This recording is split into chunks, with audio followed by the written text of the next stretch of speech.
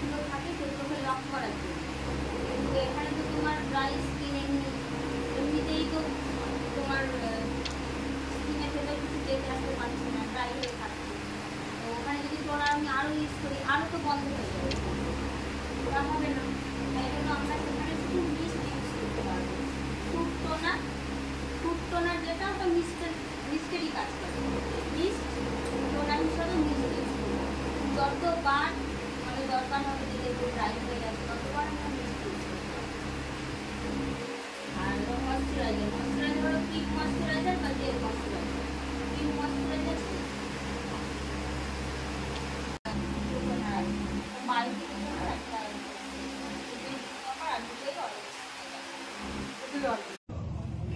Red, yellow, blue, এই তিনটে হচ্ছে আমাদের primary colour. Primary colour red আমরা কোথা থেকে পাই? ব্লাড থেকে।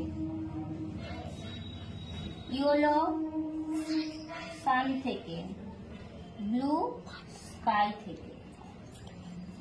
এই তিনটে কালার প্রাকৃতিক কালার। এই তিনটে কালারকে আমরা কোনোভাবে তৈরি করতে পারি না। এই তিনটে কালার থেকে আবার আমরা যে কালার তৈরি করব সেটা হবে আমাদের সেকেন্ডারি কালার।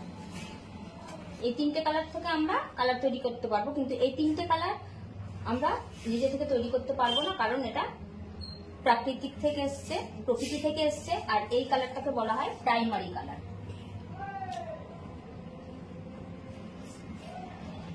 Primary colour. এবার সেকেন্ডারি কালার কিভাবে তৈরি হবে? রেড আর ইয়েলো মিক্স করলে পাবো অরেঞ্জ,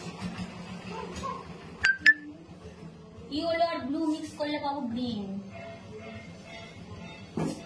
রেড আর ব্লু মিক্স করলে পাবো পার্পল